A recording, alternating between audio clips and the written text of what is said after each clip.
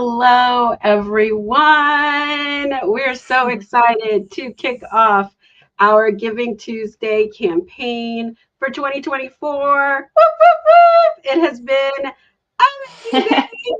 And I am here with my bestie, Jaclyn. Welcome, Jaclyn. Hello. Thank you. Are you excited? This has been an amazing year, and I'm so excited for us to talk to everyone about it, to really dive into what are we doing to top this year next year. So excited. For those who are new to our mission, LSSN, Lichen Sclerosus Support Network, is really, to put it all in one simple thing, we are here to give people with LS their life back through evidence-based education, through support. We do all of the things. And we really were founded on three different pillars: patient education, provider education, and research. And we're so excited because as we're growing, we're starting to do new things, and we're going to talk about that later. But I want to let Jaclyn introduce herself a little bit more, let you know who she is and why she's so important in this space. Well, thank you, Kathy. My name is Jaclyn. So for folks that don't know me, I've pretty much been with Kathy from very early on, November 2020, which, Kathy, I was just thinking that we've basically been together for 4 years. It's like our 4-year anniversary in a way. And that's such a long time to be working with someone. And it's just still so incredible to me how much this has grown since the beginning. So I participate, with LSSN in quite a few ways. So one, I'm the secretary of the board. So I do a lot of that kind of admin note-taking stuff behind the scenes, making sure everything is running well and smoothly in the background. I also create some of our content. So if any of you read our blogs or YouTube videos, you may recognize me as the face behind some of those. So those are the two main things I do. And I also help out a bit and probably will continue to grow this in the next few years. But I also help out with the kind of research-based questions. So I do have a bit of an academic background. I did my PhD in philosophy of neuroscience, and my dissertation looked at how different pieces of evidence from different labs, from different branches of science come together to support a given claim. And I also developed a methodology for assessing the reliability of scientific claims. And so after that was all said and done, I kind of started to apply that as I pivoted into the LS patient advocacy space.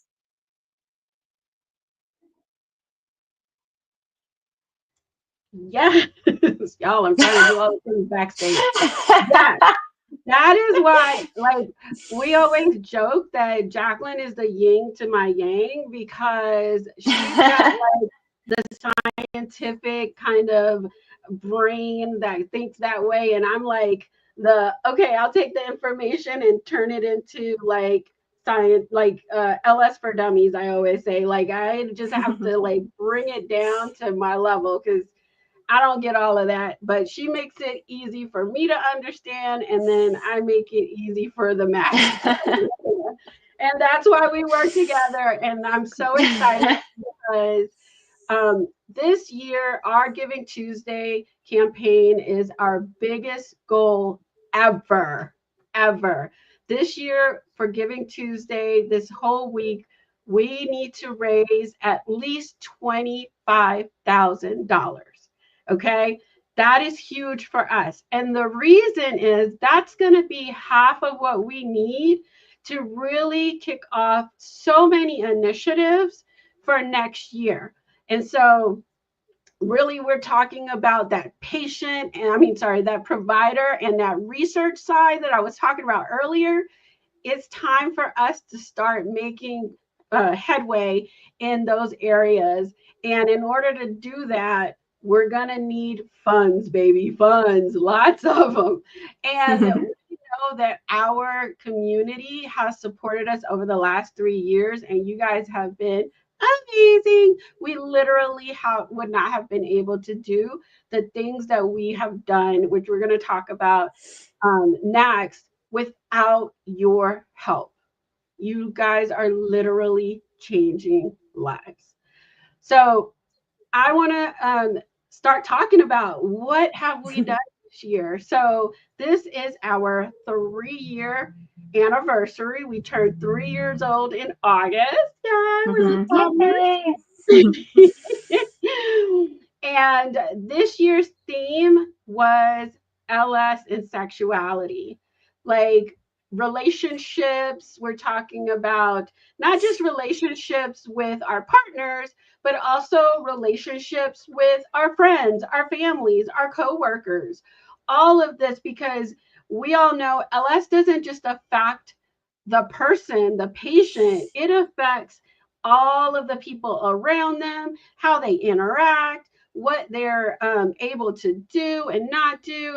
And those relationships are different for everybody, and how you feel about your LS, how you feel about talking about intimate issues with these people is all going to determine how you go about your focusing your energy in your community.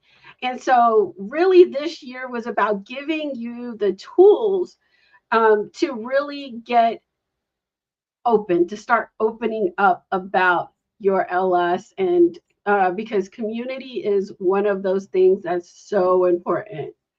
So, in order to do that, we have we were able to, with your support, we were able to make our website translatable in over 100 languages. Okay.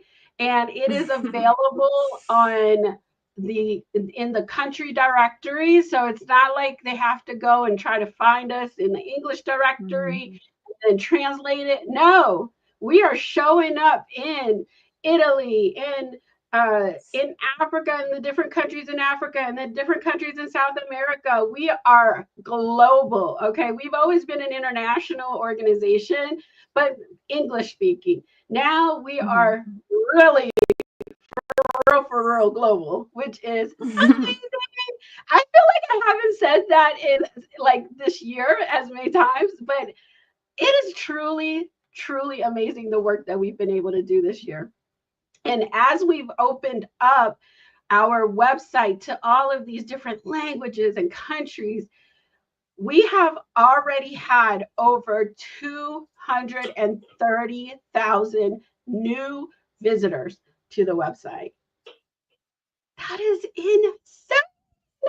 Okay. Our first year, we barely hit 10,000, and in less than 2 years, we are now Wow. over 230,000.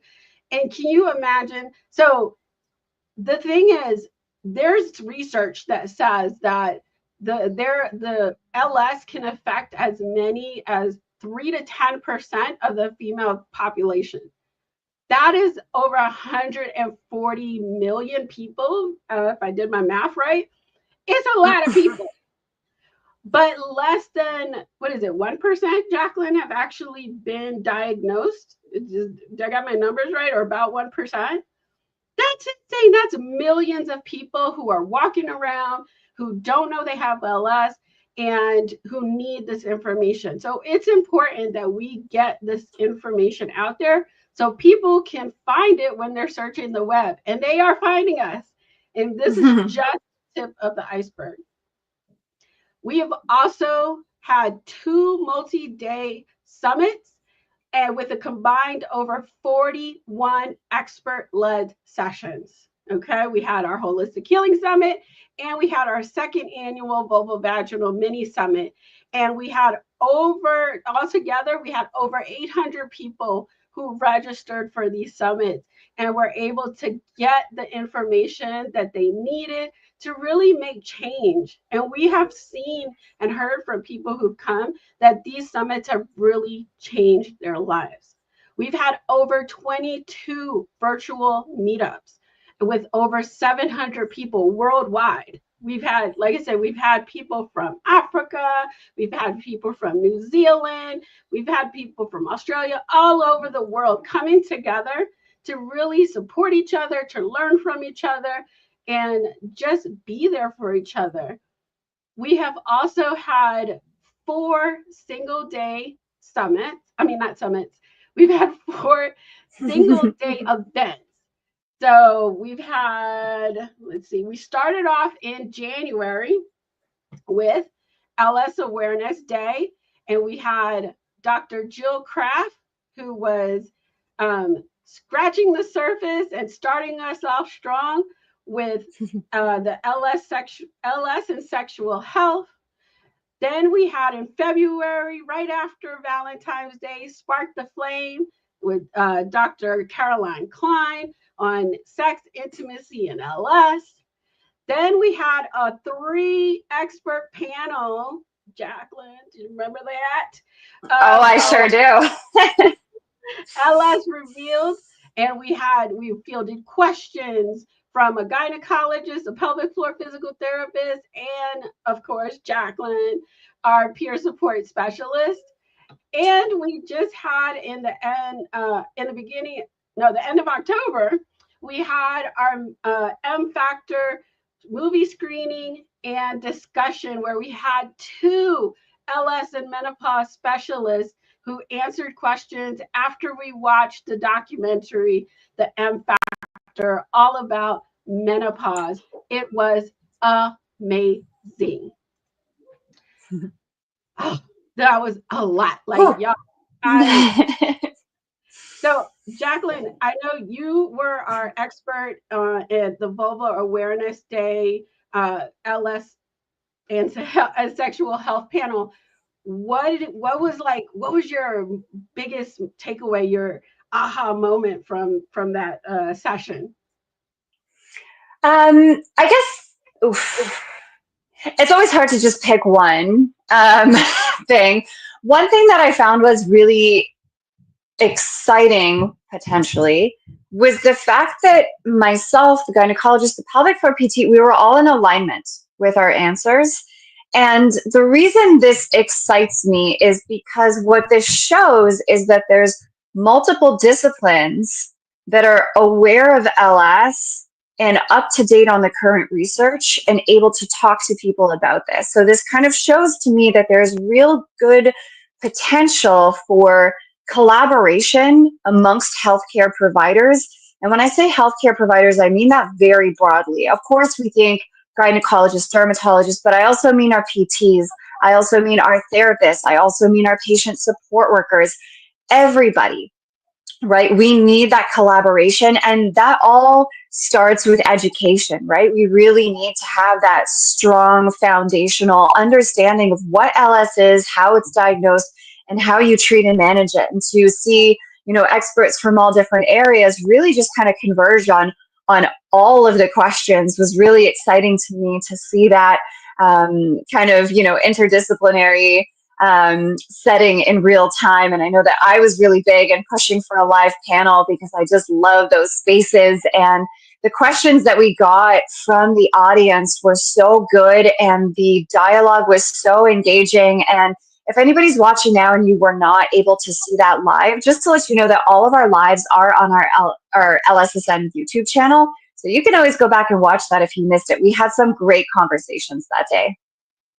Yes, we did. Absolutely love that. Yes, all of those lives, except for the M Factor, are on our YouTube channel because we weren't allowed to record that one. But it was amazing. There's another one. I mean, we should have like a drinking game. Every time I say amazing, we take a shot. I mean, I'm very disappointed that I don't have emoji access for this recording because I would have dropped so many emojis already. And the fact that my hand keeps going instinctively to like do the hands up emoji and the celebrate emoji. But yeah. Yeah. Maybe next year. Yes. So not only did we have these amazing live events, but of course we had our blogs and our videos. And a lot of you who are fans of our blogs and videos, that's where you know Jaclyn from. So I'm going to let her take it away on what was the theme, what was the hot topic this year that really got a lot of comments and you heard a lot of people about. Yeah, well, first of all, yeah, this year was phenomenal. I mean, we put out a combined 48 blogs and YouTube videos, which is really an incredible amount. And, there's so much work that goes into putting these pieces of content out there, right? It's not just an overnight thing. I'll just write up this little piece and that's it.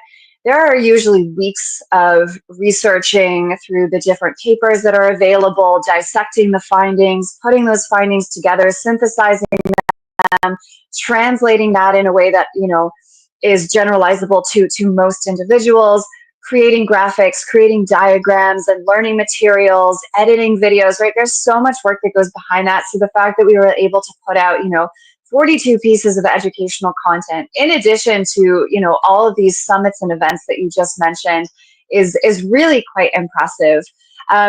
So I think there was like a few trends this year that I saw in terms of engagement and what folks seem to like. One thing we did a lot of this year was this or that. And I'm a huge fan of this or that. If you're not sure what I'm talking about, I mean LS or.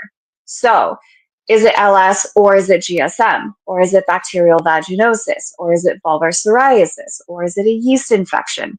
Now, these ones typically get a lot of views, a lot of reads, a lot of questions. But one reason why I personally am a big fan of creating the this or that is from a self-advocacy place. Because we at LSSN will often say that just because you have lichen sclerosus does not mean that you cannot have a secondary infection or that you can never have another condition down there, right? Sometimes it's easy to think, oh, here's a symptom. It must be my LS. Let's throw some steroid on that. Now, sometimes that's true, but sometimes something else is going on as well. And the only way to really know if something else is going on is to get a doctor to examine us and take us seriously. But getting doctors to take patients seriously can be a bit of a challenge. I don't need to tell any of you that, right? We've all had our own struggles with advocating for ourselves in these doctors' offices. But getting this kind of core education and expanding on the education, so not just LS, but these other vulvovaginal conditions can really help when it comes to advocating for yourself in the doctor's office. For instance, if I am doing well for a while and then all of a sudden my symptoms start to flare and I think I'm in an LS flare, so I treat as per the flare protocol and I'm not getting better. In fact, maybe I'm getting worse. But I remember I read this post, LS or yeast, and it actually sounds like I may actually be dealing with a vulvar yeast infection. So I'm going to go see my doctor and say, here's what's going on. I thought it was LS. I treated according to the flare protocol. I'm getting worse. And I've noticed that my signs and symptoms really match what a vulvar yeast infection seems to be. So I would like you to run the following test to see if that's what's going on so that I can adjust my steroid treatment accordingly and get on the proper medication to help these symptoms resolve and clear. So these are really good when it comes to kind of advocating for yourself in these kind of healthcare settings.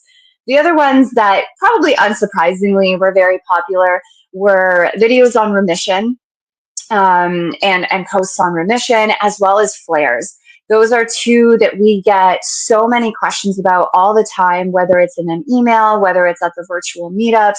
These are just, two main topics that we really see a lot of all the time. So we knew, okay, we're going to do this year. It's going to happen. And we did. And they were very well received. And then the last one that I'll mention is one that, if I'm being very honest, I was a little reluctant to do. I was asked to write a post on Lichen Sclerosus Support Network's view on borax and our official statement on borax and lichen sclerosus. And I was a bit nervous about writing this one because I know that this topic tends to be controversial.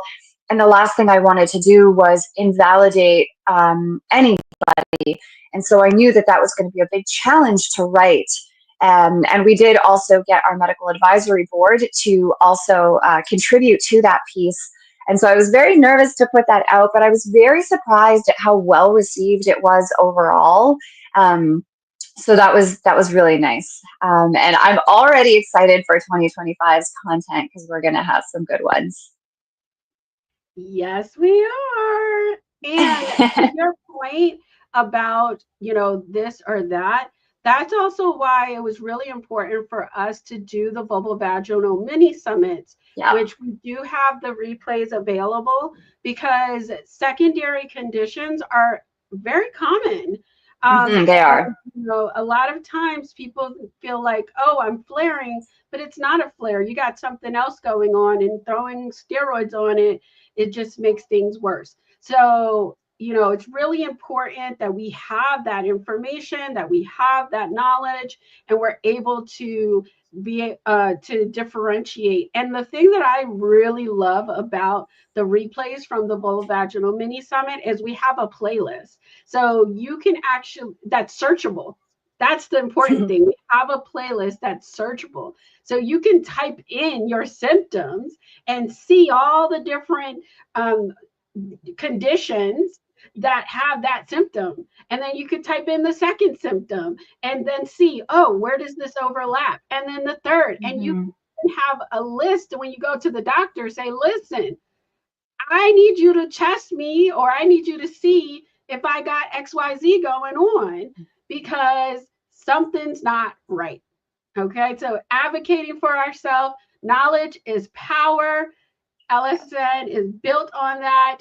Knowledge is power. So if you don't have those replays, you can join our LS Warriors group and get access to that for $19.99 a month or $199.99 for the year, or you can buy both sets at $70 and have them for life. It's up to you. Shoot me a comment and I'll drop the link if you want more information on that.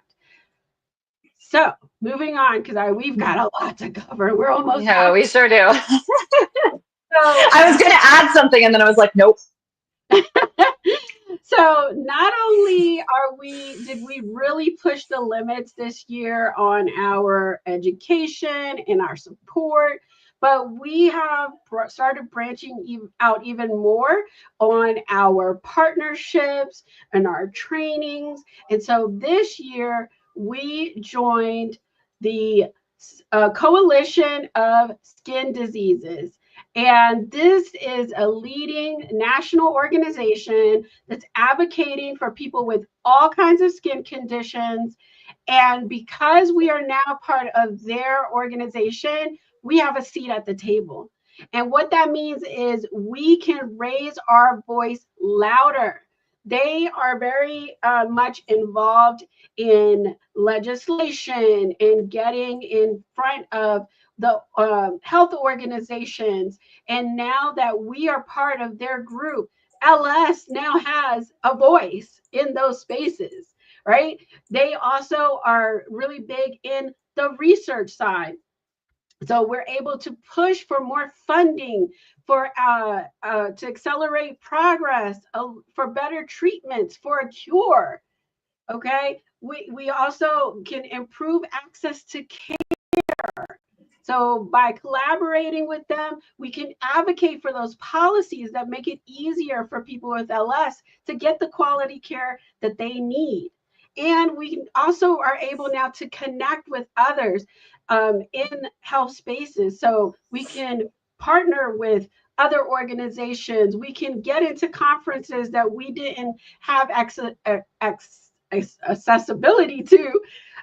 Now those doors are open to us. So this partnership is huge, and we are so excited to start really working with them and getting those dividends next year. And you're going to hear a lot more about our partnership with them. Now, our partner that we made last year, Global Skin, we were able to really take advantage of that partnership and get Jaclyn into a training called the Patient Expert Training Program. And I'm going to let her explain what that is and why it's so important as we move into next year. Yeah, so the Patient Expert Training Program is essentially a year-long, very intensive, very challenging, but very rewarding curriculum. Basically, it was like an online learning platform. You had to do all these different modules. It took a full year to complete, but it really walks you through all the basics of working with different stakeholders in healthcare spaces. So we went through clinical trials, both non-clinical and clinical, all the various phases. We went through a whole branch on ethics. We did the beloved statistics module, which was very well loved amongst all of us patient experts. Joke, it was really hard, but very, very critical because it teaches you how to learn, how to read and how to interpret scientific studies, and really, that's part of understanding if there's a good scientific study or one that is a little bit weak and maybe we're not sure if we want to trust those conclusions as much. We also did regulatory affairs and healthcare technology assessment. Now, why this is so important and why I saw this as such a unique opportunity for LSSN and why I really wanted to partake in this was, again, I think Kathy, you called us like a toddler organization in the beginning when you said it was like our 3-year anniversary and we're like a toddler or something. But as you've seen, as we've kind of like, this last half hour or so, we've done so much. And we really have done a lot on that patient pillar, right? When it comes to all of the education and programs and initiatives that we've got for patient education and support, we've really been, hitting that one hard. And I really want us to, start moving into those other pillars and to expand on the advocacy work that we do. And having this background really helps you to learn how what steps do you need to take as an organization to really create policy change, to create change that will make a difference for patients. So, for example, how do we get the leaflet package changed? So for anyone that's ever opened your steroid, now I never did it before I took this course, so if you haven't, don't feel bad, most of us don't, but inside that box where your steroid comes is a leaflet, and that leaflet explains everything you need to know about the medication. Now, most of our leaflets actually will say, do not use on genitals. Now, if you're newly diagnosed, just got this medication, you're told to put it on your genitals, and then you see that, I don't know about you, but I'm at bare minimum, I'm going to feel nervous about putting that on my vulva. And I may even just throw it out and think, oh no, this is not safe for me. There must have been a mistake. I'm not going to use it. And we know that it is safe for the genitals, but nonetheless, they have not updated those leaflets. So things like getting, those leaflets updated. How do we, and to Kathy's point with the Coalition of Skin Diseases, really getting us now involved really in these policy changes that will have deep and impactful meaning to our patient community. So, that's what I'm really excited about now is getting LSSN even deeper in the trenches when it comes to fighting for our patient communities. So, overall, it was a fantastic experience. I'm so glad I got to do it. That's awesome. And I just want to show Diane had just supported us $250. Thank you, Diane. You are amazing. Thank Shout out you. to Diane. Thank you. And listen, we are going into those those provider and that research pillar. It's because, like Jaclyn said, we have over the last 3 years really focused on the patient, and we feel like we really have a really good handle on Yeah. providing that support, providing that that education. And now it's time to think even bigger, right? So we wanted to share just a couple of impact stories on what this patient education has been able to do. And so I want to just really highlight a couple of stories. I'm going to play some audio, and then I want to really go into next year because that's where the really exciting stuff is going to be. I just can't wait. But I really want you to hear the difference that LSSN and your support has made possible. Without your donations, LSSN isn't here.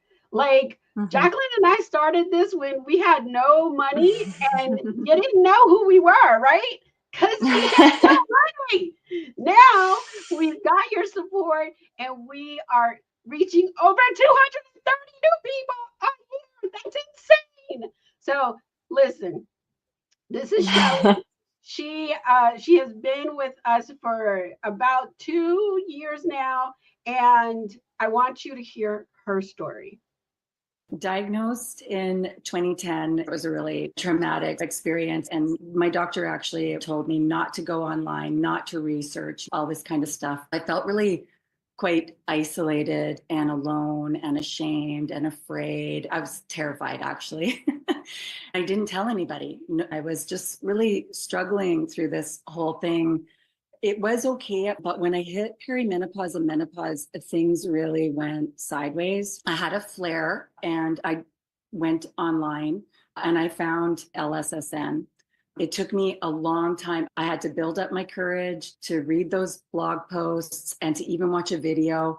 My anxiety was off the charts, but slowly it got easier. And finally, I came to a LSSN meeting, and the way that Kathy and Jaclyn are in the meetings, how positive and forward thinking they are, and kind and empathic. And all the women in the group have been so wonderful. The amount of knowledge that's shared is honestly, it's saved my life. Like, I'm not even remotely joking. It's been tough. And these LSSN meetings have been a real savior for me.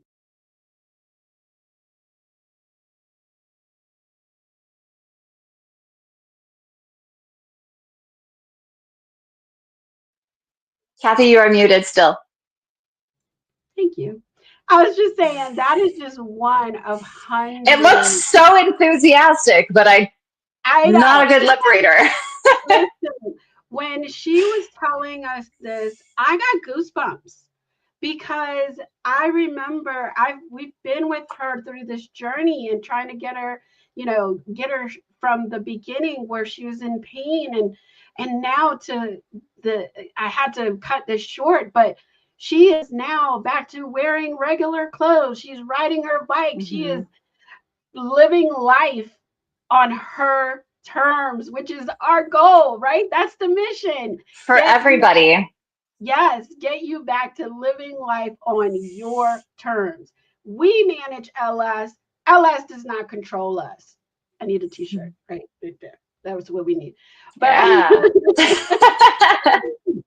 I want to share another story, one more, and this is really to highlight why it's important that we talk about lichen sclerosus. And I know it's really hard for a lot of people, especially when you are in the thick of it, but it's really something that we have to break the stigma. We have to talk about it because so many times I've heard, and even from my own personal experience, I'd never heard of lichen sclerosus before my diagnosis. And had I known about it, I could have saved myself 5 years of back and forth doctors, of progression. It's so important because we know from studies that when we have a better outcome when LS is caught early. It is progressive, and we do not want anybody else who is progressing to vulvar cancer, right? We want to catch this early. We want to catch it where we can easily manage it. And yeah, so I want you to hear the Laurel story. My name is Laurel Schwinger. I'm 72 years old. I was diagnosed with LS at about 60. My primary care saw some changes in color of the vulva and referred me to a GYN. The GYN took 2 biopsies and both came back as lichen sclerosus. She gave me clobetasol with no specific instructions. Fast forward to this year, I found the LSSN. Here I learned the correct way to use corticosteroids, and the information in videos and podcasts are amazing. I was gobbling up all the info I could. And when I heard there could be a genetic component, I knew I had to tell my kids. I was very insecure about telling anyone about LS. By watching the videos and attending the meetup meetings, I became more convinced that I had to tell them because they should know and be aware for themselves and their children. I was very concerned that the children could possibly be affected. They were very receptive. I also told a good friend. She had never heard of it, and the same with my daughter and daughter-in-law. They were interested and asked questions, and I finally had answers. Thank you, LSSN. You are so welcome, and thank you for being brave and really just taking that leap of faith and having those conversations. And, you know, Jaclyn and I think we're to the point where we don't care. We talk about our vulvas all the time. Oh, yeah. Oh, yeah. Like Jaclyn even has a mold of it, like going across the world now. It's crazy. But for educational purposes, to be clear. I felt the need to just kind of insert that after I let that sentence digest. I was like, maybe I should just add that little quick caveat. Yes. Educational purposes. Educational purposes. But it's really important that, you know, we joke, but it's really, really is important to really talk to your friends, your family, because there is a genetic component. We don't know exactly what that is, but we know that it's there, and we really don't want people to get caught unawares.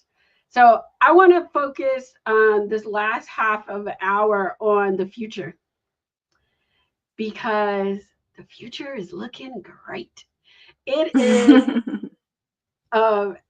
it really is. So, like we said earlier, we're really looking at expanding and stepping into our provider education and our research pillars. And what that looks like is our new provider continuous education program, which really was only made possible because of an amazing donor. I didn't ask their permission to say their names, but they know who they are.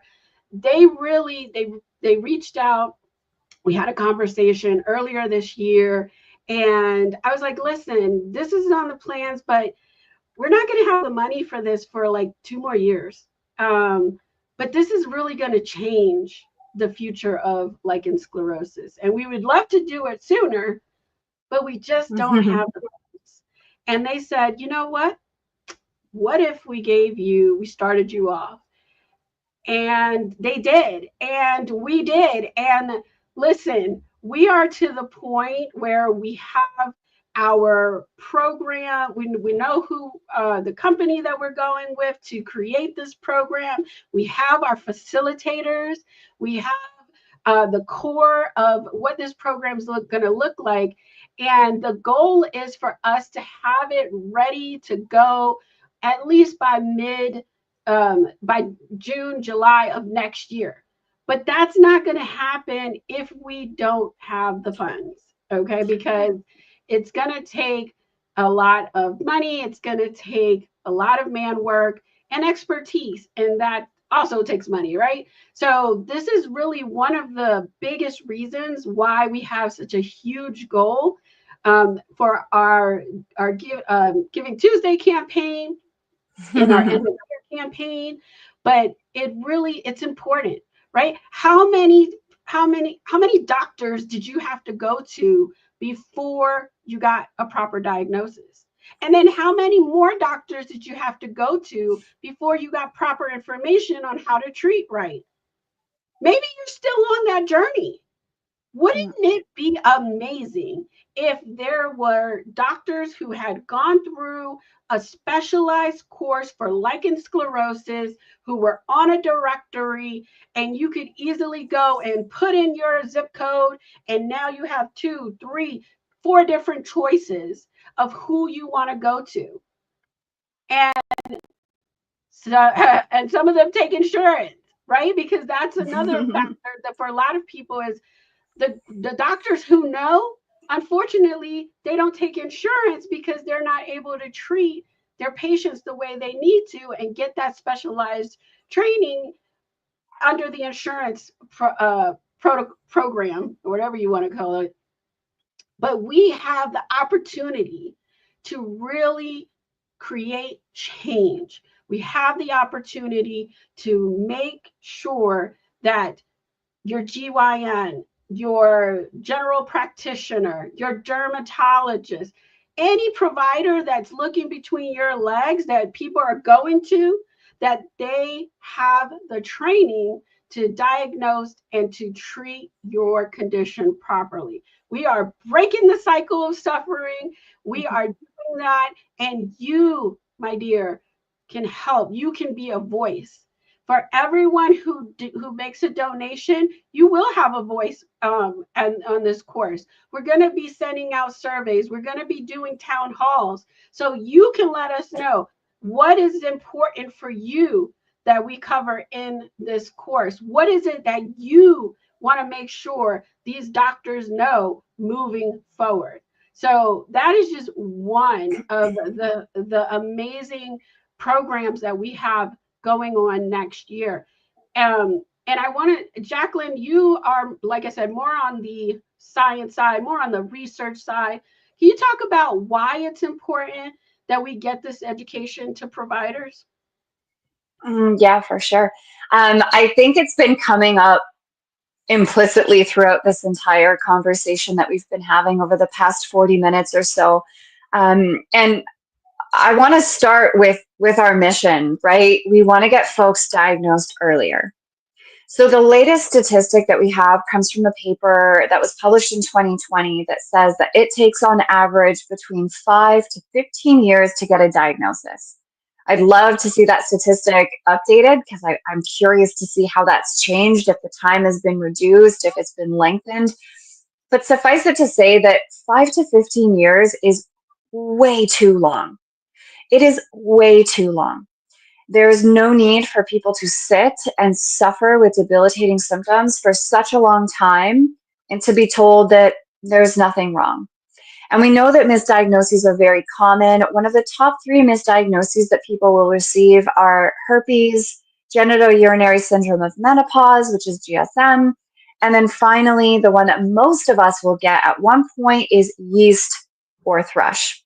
Depending on where you live, you might say yeast, you might say thrush. Those are the misdiagnoses. And when you think about why does it take providers, why does it take most people, why does it take 5 to 15 years to get that diagnosis?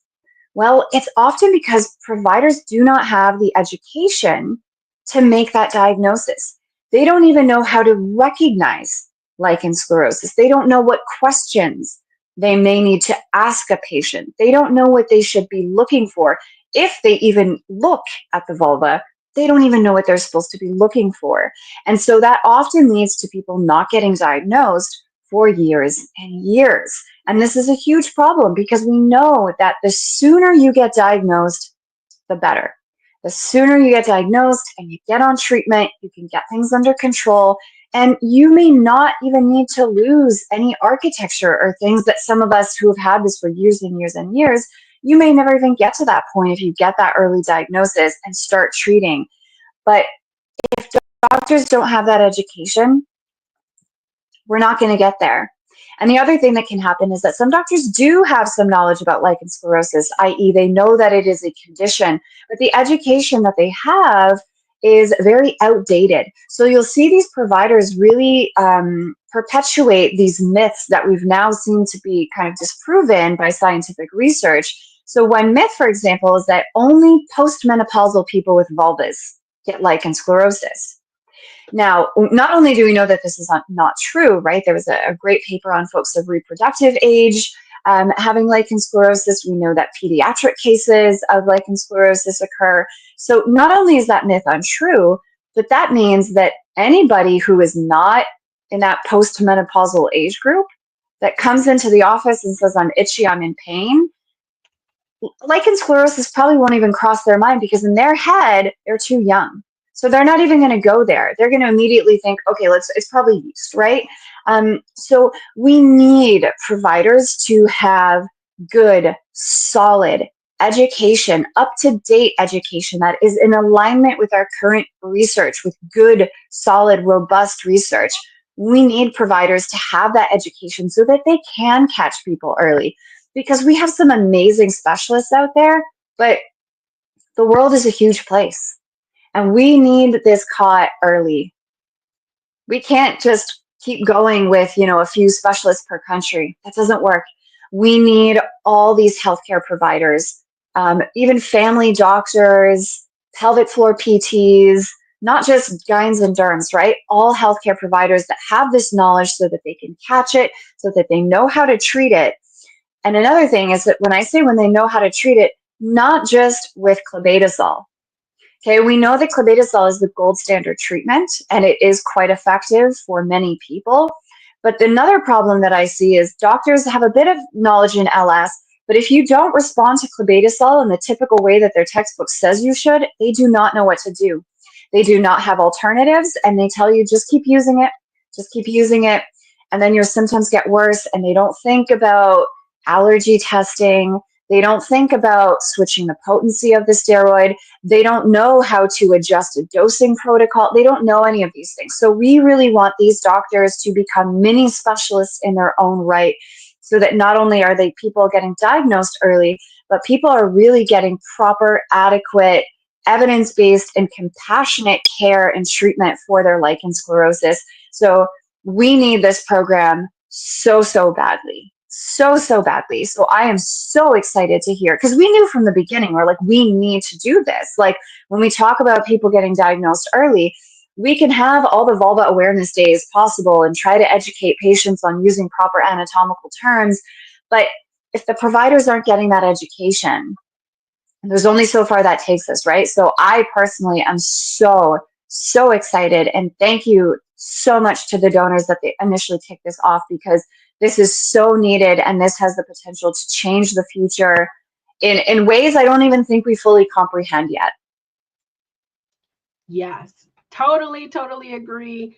And really, this was one of the core things that we wanted to do when we created this organization. It has always been a mission to create this program, and we just didn't think it was going to be possible this early. Right. Really, it's been on our strategic plan since the beginning.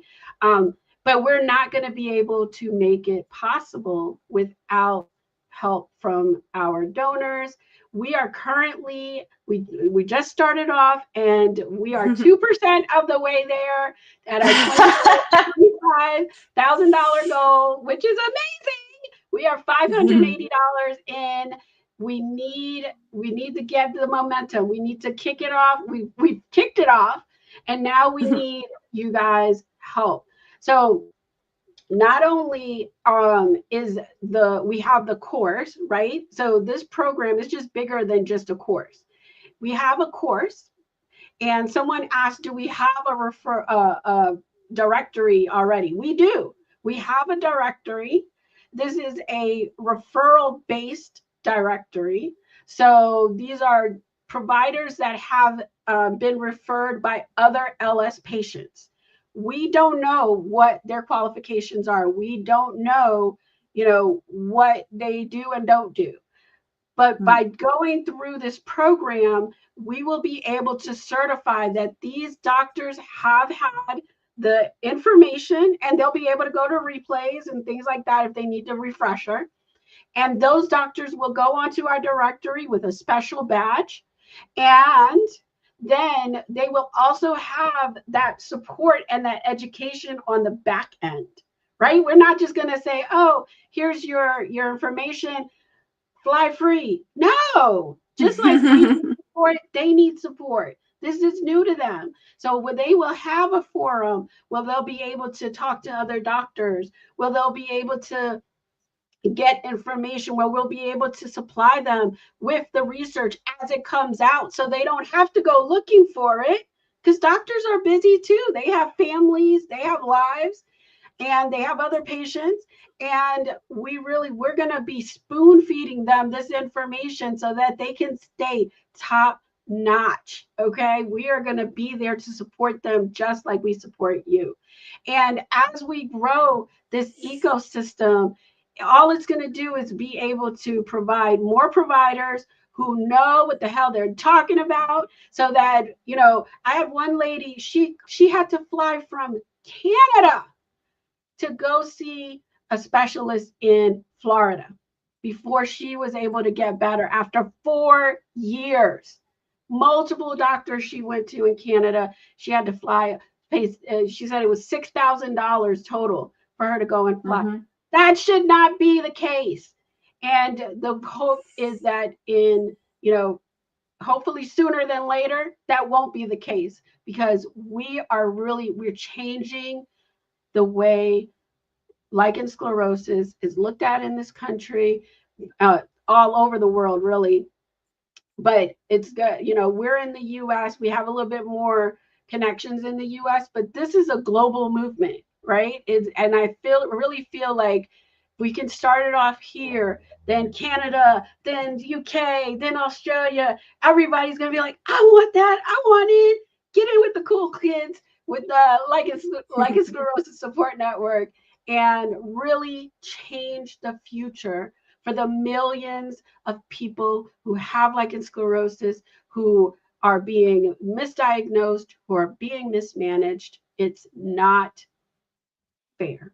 It's not fair that it takes 5 to 15 years for us to get diagnosed. And then hopefully we get a provider that has the proper information to really manage our condition, help us manage our condition properly. So that's the provider portion. But we're super excited to dip our toes into research. So we've already been in contact with 2 universities, and we are looking at really starting our first research study next year. So excited. So Jaclyn's our research person. I'm going to let her kind of walk you through the process of what does doing a research project, what does that even mean, right? What is the work that happens behind that? Because it ain't easy. Y'all think it's easy just starting a research project. It ain't easy, but I'm gonna let her tell you. Okay, I'm going to actually start by saying that if this question is interesting to you, to watch a video that Kathy did with Dr. Sophie Reese, where she answers this exact question, but does it in like 50 minutes, 50, because it's going to be really hard for me to do this in like 2 minutes. So Kathy, maybe you can find that video and drop it in the chat for anyone that is interested and wants like the longer, more in-depth answer. But essentially a lot of work goes on behind the scenes. So in medicine, it's very rare to have a study done by one person. You usually have a team. So let's just arbitrarily say there's 6 people, right? Somebody's going to be like the lead investigator, then you're going to have some research assistants, so on and so forth. You have your little team. Now that team is going to start by thinking, what are the important questions that we want to ask?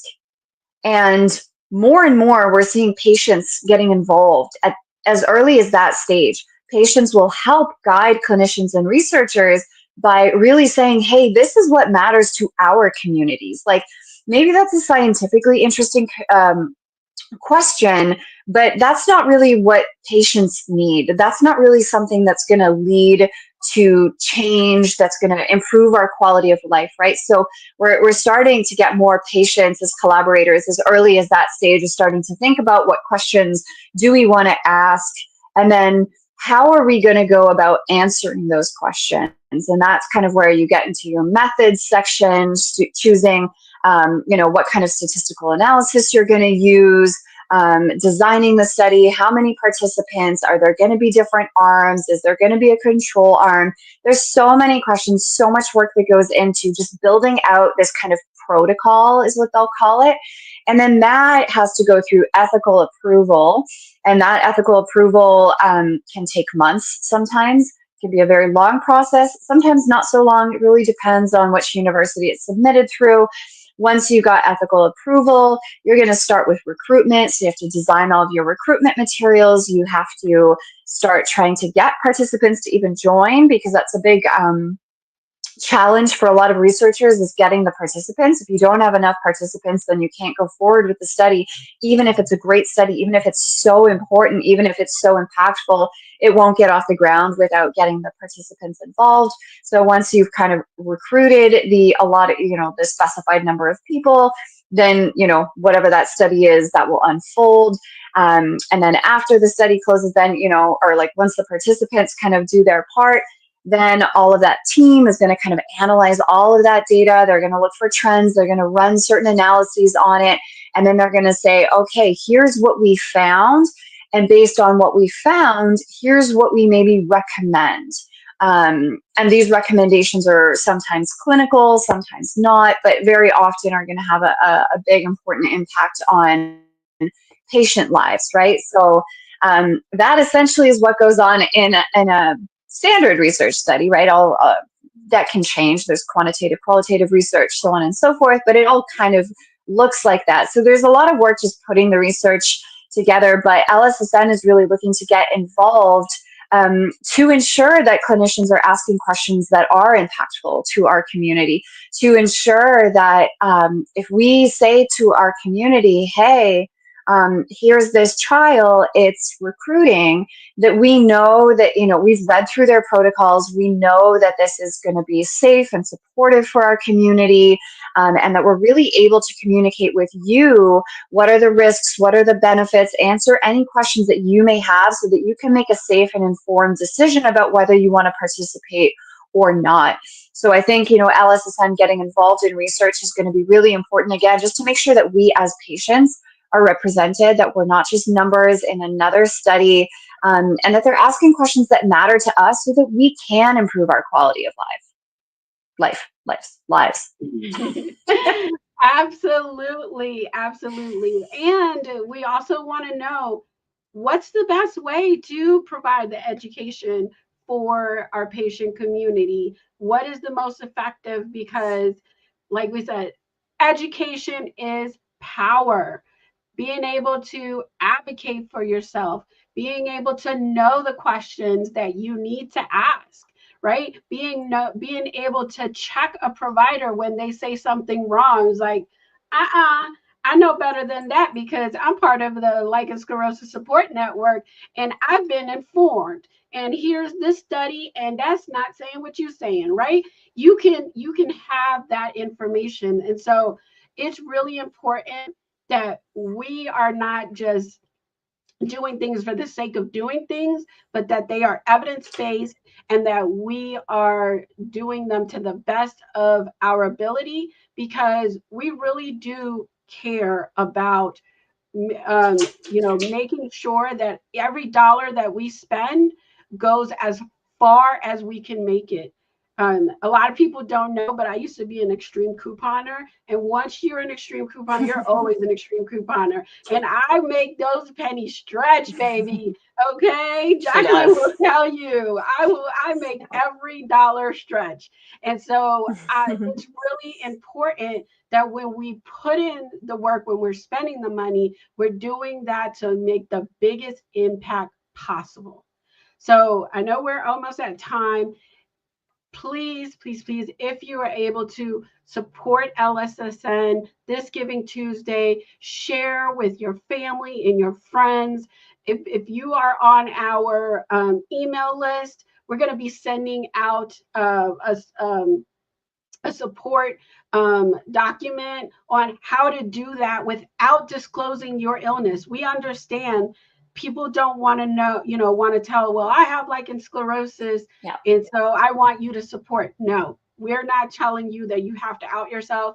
but we're going to give you the information. We're going to make it as easy as possible for you to do that in a way that's still comfortable with you, hold your privacy, but really does help you support LSSN financially. If you can't do it financially, sign up and become a volunteer. We are 95% volunteer based, and we really couldn't do this without our amazing volunteers, and we couldn't do it without our amazing donors. And I am so excited for next year. I want to shout out Diane, Ravina, KB, Nancy, Barbara, Linda, and all of our anonymous donors for kicking off our Giving Tuesday day, our fund. We're, like I said, we're at $580. I would love to see us over 1,000 by the end of the day. So when you get off of this call, when you get off, head on over to lssupportnetwork.org/Giving Tuesday and drop it in there. 25, 75, 100, 250, whatever you can give, 1,000 if you got it. Give it. We need it. We are changing, all of us. We are changing the future for people with lichen sclerosus. Right, Jaclyn? Amen. I need my emojis. And you are the emoji. Listen, we are the I am the emoji. You are the emoji. I love it. All right. Beautiful, beautiful community. I am so excited for the rest of this week. On Tuesday, December 3rd, you will see me at 8 p.m. Eastern with Dr. Jill Kraft. They are probably going to have to tone it down because she's not that big energy person like I am. But we're really going to dive deep into the harm that misdiagnosis and mismanagement cause, and really dive into how the provider education program is going to change that. We're flipping it on its head, and you are going to make that possible with your donations. All right. Thank you so much. I love you all. And I'll see you on Tuesday. And don't forget, drop in those pennies. Bye. Thank you, everyone. Bye.